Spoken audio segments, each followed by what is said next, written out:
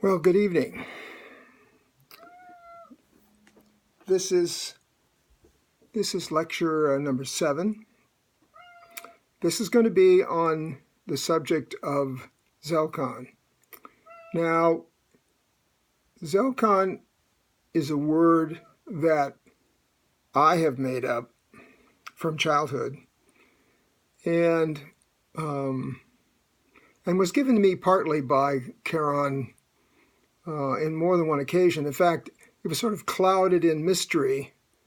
It was called The Planet. It was called A Planet Around in Orion's Belt in certain communications with me when I was very young.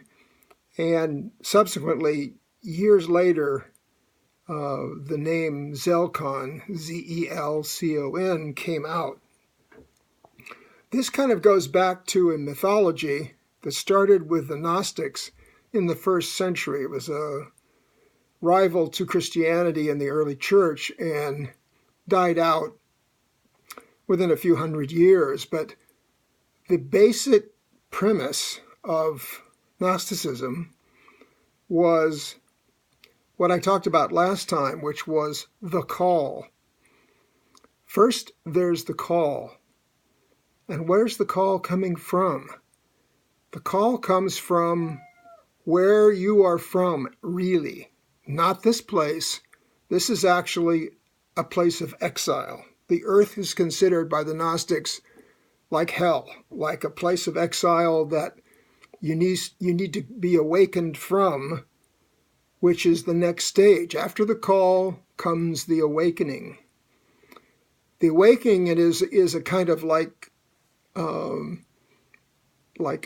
an understanding that maybe I don't really come from here, that I really don't belong here, that really there's something about me that's different than, say, some of the people that I know or feel.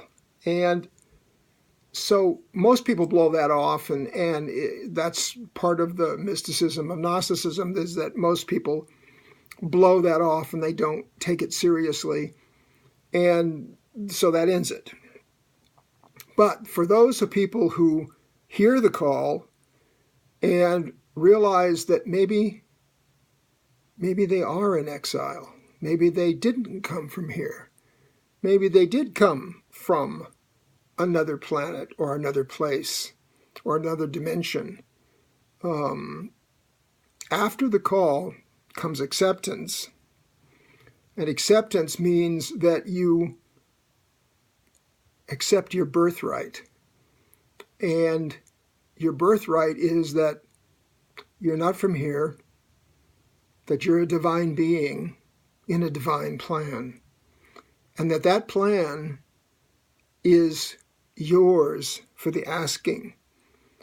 And you must crack the egg of understanding in order to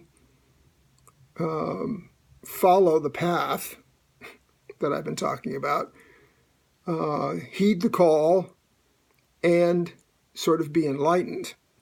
Now that's the basis of Gnosticism, and it's also the basis of my discovery of this planet in Orion's belt that goes as far back as the book of Job. So it's been around the mysticism around this particular constellation has been around a long time, and it affects many cultures, not just biblical cultures, but primitive cultures in Africa and here in the American continent and many others. So there is something to this idea that the constellation of Orion has some connection with humanity. Now, this is all conjecture, and I don't have any proof that any of it's true. All I'm saying is that I have felt for 60 years, 70 years, that I really was a stranger in a strange land, and that I really didn't come from here, and I really didn't have any ties to the earth and its inhabitants. And so I awakened. I awakened that I was really this prince, not in that royal sense, but a divine person in a divine plan from a bigger universe that was given to me when I went into the coma and came out and had a spirit guide from Zelcon, or the constellation of Orion. So we used to take journeys there, Charon and I, and he would teach me precepts and ideas about morality, right and wrong, spirituality, dimensions, things that were available to travelers in cosmic space or psychic space, or whatever words you want to use. And he would go about these things dramatically by giving me examples, showing me things that I couldn't possibly have seen or known about, especially when I was young. Now, when I was young, he didn't tell me that we were on another planet called Zelcon. He just said we just went to a place, sometimes on the back of that giant crow I talked about. Other times we were just there. All of a sudden, we were from the mountain and we were there. Later on, after I had done, a lot of research on that area of space and found the human connection with that constellation, then we got more serious. And like I told you last time, I've found so many souls walking that planet with their spirit guides.